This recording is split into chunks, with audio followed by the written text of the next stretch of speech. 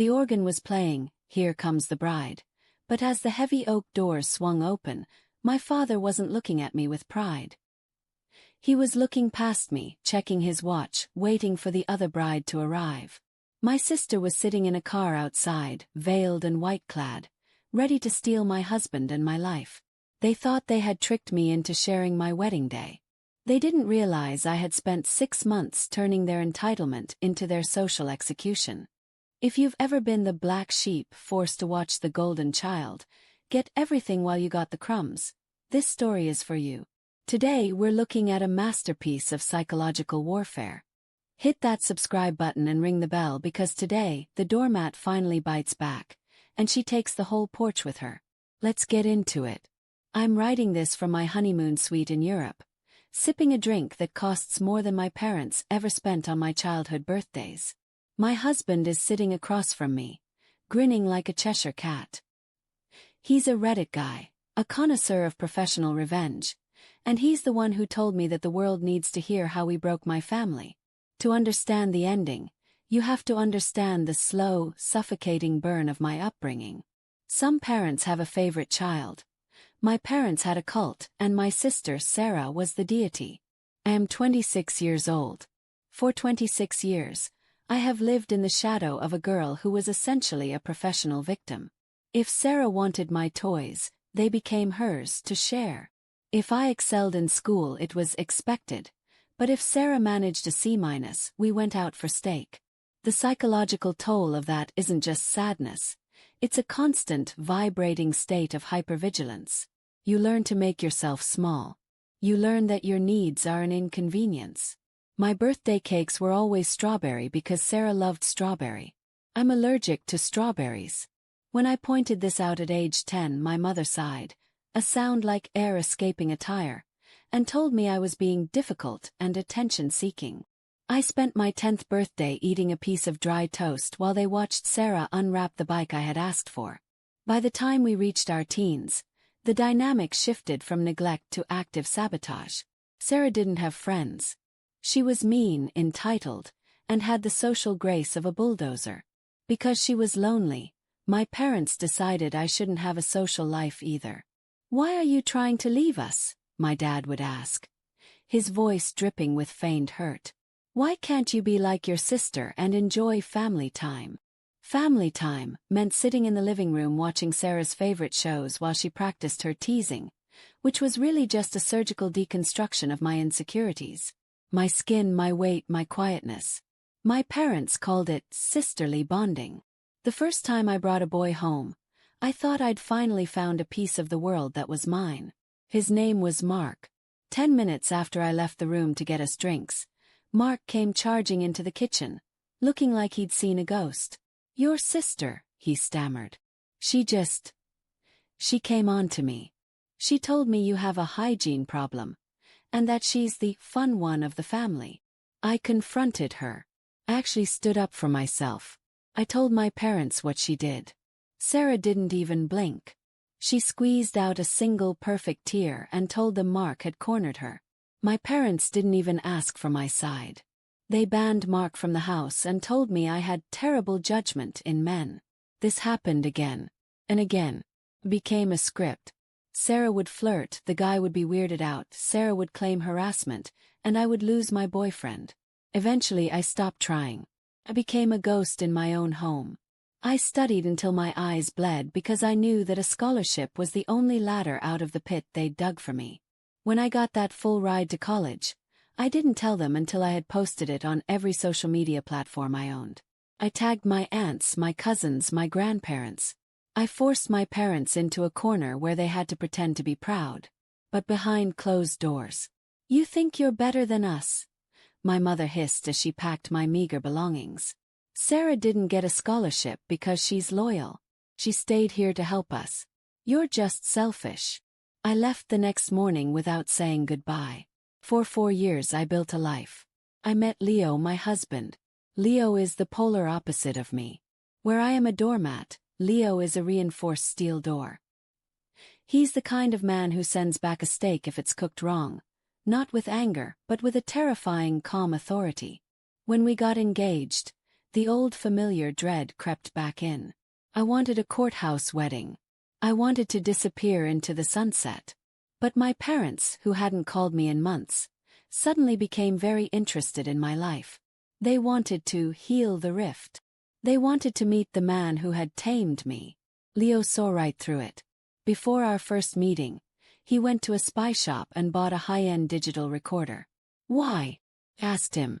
"Because, babe," he said, kissing my forehead. "I've read the Sarah files. People like that don't change.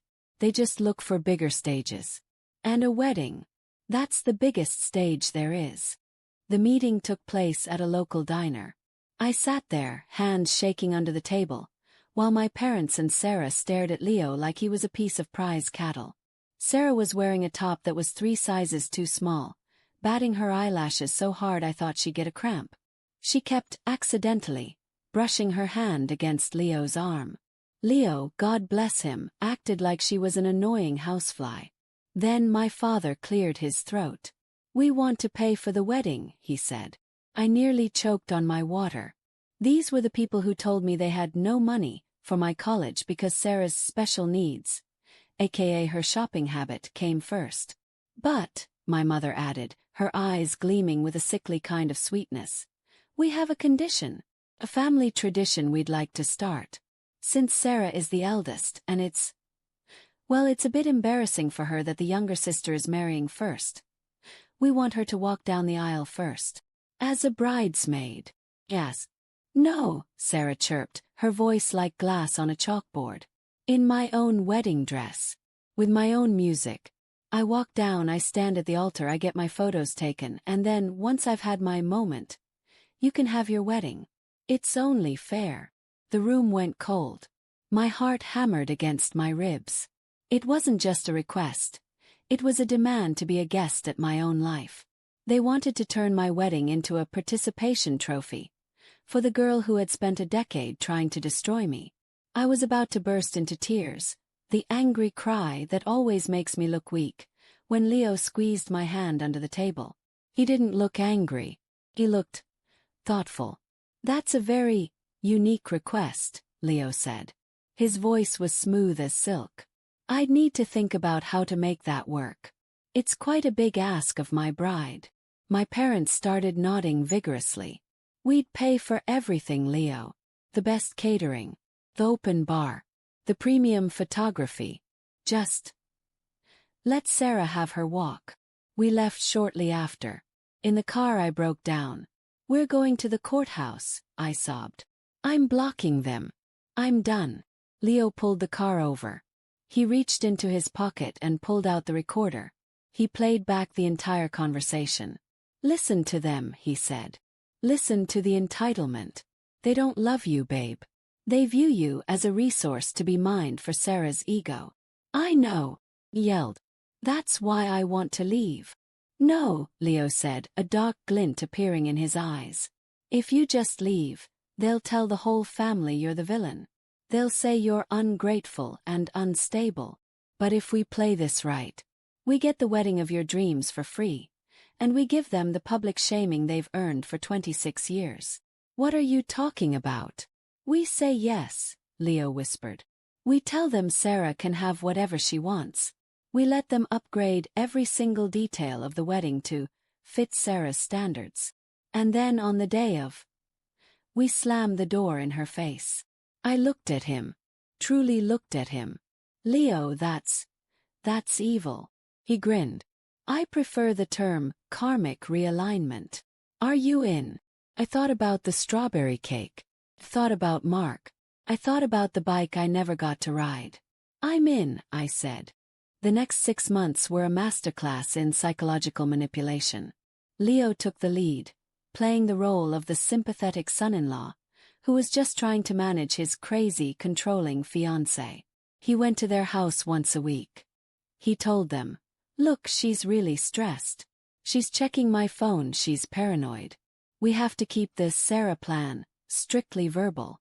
If she sees a text about it, she'll blow the whole thing up." My parents ate it up.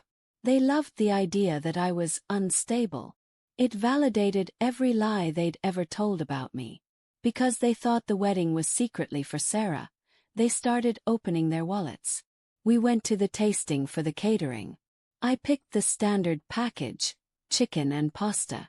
Later that day, Leo secretly took Sarah back to the caterer. He sighed and told her, "It's a shame, really. My wife wants the cheap stuff. I wish we could have the filet mignon and the lobster tail for your big walk."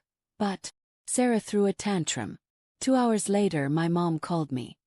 "We've decided to upgrade the menu to the platinum package. You deserve the best." We did this with everything. The flowers went from simple carnations to cascading orchids because Leo told Sarah that orchids would photograph better against her complexion. The open bar went from beer and wine to top-shelf liquor because Leo convinced my dad that Sarah's friends, who didn't exist, would expect it. The most dangerous part was the dress. My mother sent me a photo of a dress she'd bought for me. It was hideous. An 80s nightmare with puffy sleeves that made me look like a marshmallow. It was a hand-me-down from a distant cousin. Meanwhile, they spent $5,000 on a custom-made designer gown for Sarah. I had to play it perfectly. I texted my mom, "I hate the dress. I'm not wearing it." Leo went over there that night. "She's being difficult again," he told them. "But don't worry. She bought her own dress in secret. I'll accidentally ruin it the morning of the wedding with some red wine. She'll have no choice but to wear the marshmallow dress. Just make sure Sarah is ready to go." The cruelty of my sister was truly revealed then. Leo told me that when he suggested ruining my dress, Sarah actually clapped her hands. She suggested he use bleach so it would burn through the fabric. While they were planning my humiliation, we were planning the logistics. We hired a security firm, 2 guys who looked like they moonlighted as nightclub bouncers. We gave them one very specific instruction: no one in a white dress enters this building except for the woman on this ID card. We also coordinated with Leo's best friend, Elena. Elena is a spitfire who lives for drama. Her job was to be the chaos correspondent. She would stay outside the venue, watch the fallout, and make sure the rest of the guests knew exactly what was happening. As the wedding date approached, the tension in my chest was so tight I could barely breathe. I felt like a spy behind enemy lines. I had to smile at my mother while she talked about family unity, knowing she was planning to humiliate me in front of 200 people. The night before the wedding, Leo and I sat in our hotel room. "Are you sure about this?" he asked. "Once we do this, there's no going back. They will never forgive us." I looked at my reflection in the mirror. For the first time in my life, I didn't see a doormat. I saw a woman who was about to take her life back. "Good," I said. "I don't want their forgiveness. I want their absence." The morning of the wedding was a whirlwind of fake tears and real adrenaline. Leo left early, claiming he had to go deal with my dress. He actually took a scrap of white silk from the tailor's floor, soaked it in red wine, and dropped it off at my parents' house as proof of his sabotage. "She's devastated," he told them, pretending to be out of breath. "She's in the bathroom crying. Get Sarah to the venue. The plan is a go." I arrived at the church in a stunning, form-fitting lace gown, the one I had actually bought. I stayed hidden in the bridal suite. My father arrived looking smug. He didn't even come back to see me. He went straight to the sanctuary to coordinate with the real bride. The ceremony was supposed to start at 2 p.m. At 1:55 p.m., the guests were seated. My parents were in the front row, buzzing with excitement. Sarah was in a limousine a block away, waiting for the all-clear text from my dad. 2 p.m. The music started. The doors at the back of the church opened. My father stood there, expecting to see Sarah. Instead, he saw me. The color drained from his face so fast I thought he'd faint. He looked behind me, searching for the limousine, searching for the golden child. I walked toward him, smiling the most beautiful predatory smile I've ever managed. "Ready, Dad," I whispered. He didn't move. His phone started buzzing in his pocket. 'Twas Sarah. She had reached the front door, but our security team had blocked her path. "Something's "Something's wrong," my father stammered. He didn't even take my arm. He just turned and ran. He literally abandoned his daughter at the altar to go check on his favorite child. The church fell silent. 100 heads turned. Elena, right on cue, stood up from her pew. "Oh my God!" she shouted, loud enough for the back row to hear. "I think your dad just said it wasn't supposed to be you." He looked disappointed. It was the bride. The whispers started instantly. What did he say? He didn't want the bride. Who was supposed to be there? I stood there, alone at the entrance of the aisle. For a second, the old me wanted to collapse. But then I saw Leo at the end of the aisle. He wasn't looking at the door. He was looking at me and he was nodding. My father-in-law, a wonderful man who knew the whole plan, stepped up. He took my arm with a gentle squeeze. "I'd be honored," he whispered. We walked down the aisle to a chorus of confused murmurs. We got to the altar, and the ceremony began. Outside, the rail show was happening. Sarah had arrived in her $5,000 gown, complete with a veil and a bouquet that was bigger than mine. She tried to sashay into the church, but the 2 bouncers stepped in front of her. "Step aside," Sarah snapped. "I'm the sister of the bride. I'm part of the ceremony." "Sorry, ma'am," the guard said, checking his clipboard. "We have a strict no white dress policy for guests. You'll have to change or leave." "I'm not a guest," she shrieked. My father arrived then, followed by my mother. They started screaming at the guards. "I paid for this venue. I'll have you fired. Let her in." "Sir," the guard said, his voice recorded on Elena's phone, "the contract is in the name of the groom." He gave us very specific instructions. "No white dresses. If you continue to harass us, we will call the police." My father realized the trap then. He looked through the glass doors and saw me standing at the altar with Leo.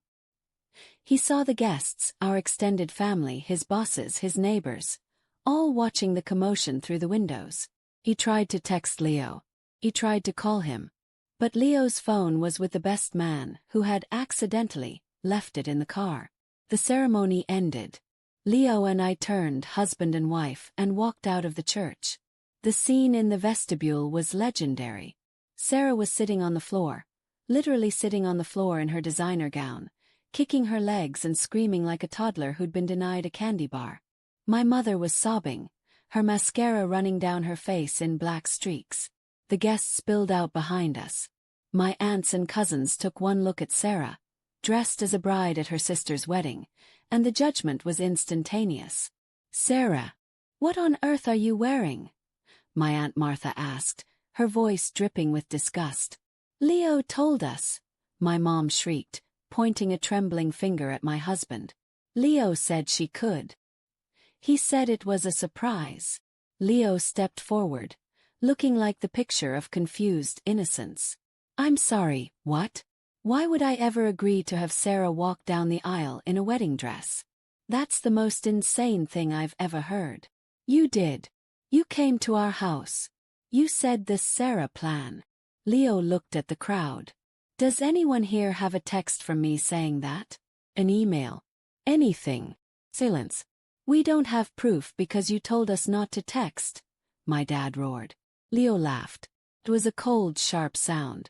"So let me get this straight. You think I, the man who just married this woman, secretly planned to humiliate her with her sister, but I was too smart to put it in writing? Or is it more likely that you 3 got so caught up in your own delusions that you forgot whose wedding this actually was?" The crowd moved toward us, forming a protective circle around me. My cousin Tommy, who had always been kind to me, looked at my father. "Uncle Pete, this is sick. Even for you guys. Get her out of here." My father had to literally drag Sarah up from the floor. They left in a cloud of shame, Sarah's white dress stained with the dirt of the parking lot. The reception was the best party of my life. Everyone was so horrified by what my parents had tried to do that they went out of their way to make me feel like a queen. We ate the lobster, we drank the top-shelf gin, and we danced until 2 a.m., all on my parents' credit card. The fallout was nuclear.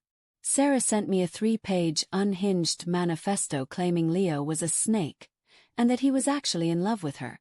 Leo took screenshots of everything. He sent them to the family group chat with a simple message. "We are going on our honeymoon now. Please help Sarah get the psychiatric care she clearly needs. Her obsession with our marriage is becoming dangerous. We will be going no contact for the foreseeable future." The silence since then has been the most beautiful sound I've ever heard. My parents lost more than just $40,000 on a wedding they weren't invited to. They lost their standing in the family. They lost the golden child's reputation. And most importantly, they lost the one person who was always there to pick up the pieces of their mess. I'm not a doormat anymore. I'm a wife, a graduate, and a woman who knows exactly what her silence is worth. And Leo, he's already looking for the next Reddit-worthy injustice to fix. But for now, we're just going to enjoy the beach. Justice isn't always about a courtroom.